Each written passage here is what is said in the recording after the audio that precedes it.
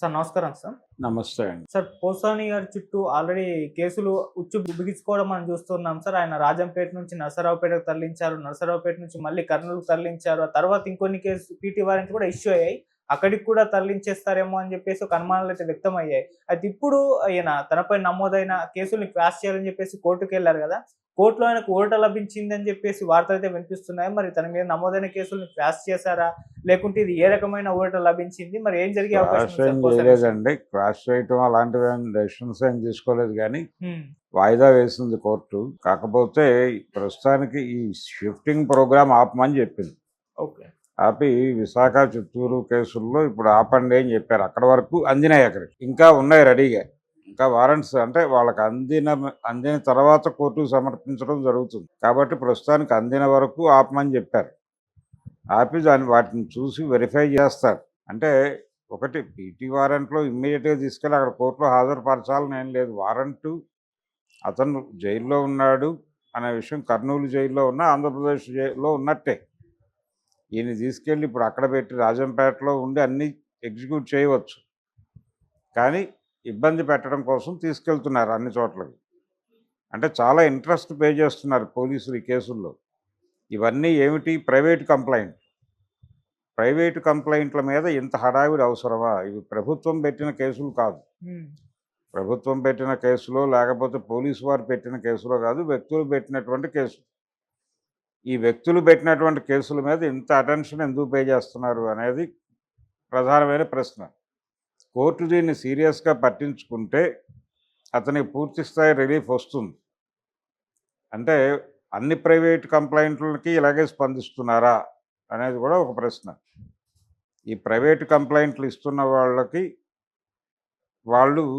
వాళ్ళే డిజైన్ చేసుకుంటున్నట్టుగా అర్థమవుతోంది.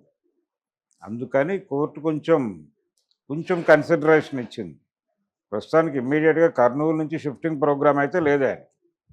లేకపోతే చిత్తూరు వెళ్ళేవాడు సరదాగా చిత్తూరు చూసి అక్కడ నుంచి విశాఖపట్నం కూడా చూసి, అంటే జనరల్గా సినిమాలు సక్సెస్ అయిన తర్వాత సక్సెస్ టూర్లు వేస్తారు. అన్ని చోట్లకి అన్ని సెంటర్లకి వెళ్ళి అందరు ప్రజల్ని కలుస్తారు. గతంలో జరిగేవి ఈ మధ్య కూడా చేస్తున్నారు. అలా ఈయన కేసులకి సక్సెస్ టూర్ లాగా అనుకోవాలి ఆయన. ఇన్ని చోట్లకి తిరుగుతున్నాను నేను, పైగా పోలీస్ ఎస్కార్ట్తో తిరగటం ఇన్ని కోర్టులకి. ప్రతి కోర్టు దగ్గర ఆయన బయట నుంచి కోర్టులోకి తీసుకెళ్లే వరకు పబ్లిక్ ఆయన్ని ఇంట్రెస్టింగ్గా చూస్తుంది. అదొక డిస్ప్లే ప్రోగ్రామ్. పబ్లిక్తో ఒక ఇంటరాక్షన్ వస్తుంది. మాట్లాడితే మాట్లాడవచ్చు ఆయన. కోర్టు పర్మిషన్ ఇస్తే బయటకు వచ్చి మాట్లాడుకోవచ్చు. కాబట్టి ఆయనకు ప్రస్తుతానికైతే కొద్దిపాటి రిలీఫ్. రేపు మళ్ళీ మండే విచారణ ఉంది. హ్మ్. ఆ విచారణలో ఫైనల్గా ఒక డెసిషన్ తీసుకుంటుంది కోర్టు.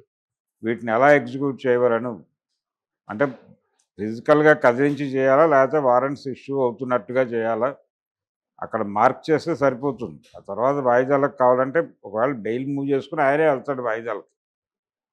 లేదు వీటన్నిటినీ కలిపి ఒకే చోట విచారించాలి, ఇలాంటి నిర్ణయం కూడా తీసుకోవచ్చు. ఇప్పుడు ఈ కోర్టులో మీ కేసు విచారణ ఉంది, అదే మీ కేసు ఈ కోర్టులో ఉంది, మా కేసు ఈ కోర్టులో విచారణ జరపటం మాకు ఇష్టం లేదు, ఫలానా కోర్టుకు మార్చండి అని అడిగే హక్కు ప్రిజనర్కు ఉంటుంది. హ్మ్. కాబట్టి అలా పిటిషన్లు వేసుకుని అన్నీ ఒక చోటకి తెచ్చుకుని కూడా చేసుకోవచ్చు ఆయన. ఓకే. ఆ ప్రయత్నాలు ఏవో లీగల్ ఎక్స్పర్ట్స్ ఉన్నారు ఆయనకి, వారు ఏదో అడ్వైజ్ చేస్తారు, ఆ మేరకు చేసుకుంటాడు. ప్రస్తుతానికి ఇమ్మీడియట్గా రెడీగా ఉన్నటువంటి 2 వారెంట్స్ అయితే ఆగినాయి. హ్మ్.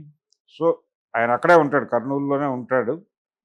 ఈ మండే డెసిషన్ వచ్చిన తర్వాత దాన్ని బట్టి భవిష్యత్తు కార్యాచరణ డిసైడ్ అవుతుంది. ఓకే. సార్ ఇప్పుడు ఈయన బెయిలు అన్ని కేసుల్లో 17 కేసులు అంటున్నారు గదా! వీటన్నిటికి బెయిల్ రావాలా? లేకుంటే కంప్లీట్‌గా ఒకసారి వస్తే సరిపోయి బయటకొచ్చే అవకాశం ఉందంట. ఇన్ని కేసుల్లో బెయిల్ రావాలంటే ఆయన ఇప్పట్లో బయటకి రారు. సంవత్సరాల పాటు ఉండాలని కూడా అంటున్నారు. అన్ని కోర్టుల్లోనూ బెయిల్ మూవ్ చేసుకోవాలి. అన్ని కోర్టుల్లోనూ ఒకేసారి బెయిల్ మూవ్ చేసుకుంటారు. హ్మ్. ఒక లాయర్కి అన్ని ఊళ్ళల్లోనూ కాంట్రాక్ట్స్ ఉంటాయి. సో ఆయా ఊళ్ళల్లో ఉన్నటువంటి ఆఫీసుల వాళ్ళు ఒకే రోజు వెళ్ళి బెయిల్ వేస్తారు. అన్ని చోట్ల ఒకే రోజు బెయిల్ రావచ్చు. హ్మ్. వచ్చిన వెంటనే అన్ని చోట్ల షూరిటీలను సబ్మిట్ చేసుకుంటారు. షూరిటీలు అంటే గతంలో లాగా ప్రాపర్టీ షూరిటీలు ఏమి అడగటం లేదు, ఇప్పుడు క్యాష్ షూరిటీలే అడుగుతున్నారు. కాబట్టి ఆ లోకల్గా ఎవరో ఒకళ్ళ పేరుతో 2 బాండ్స్ తీసుకుని ఎగ్జిక్యూట్ చేయటమే.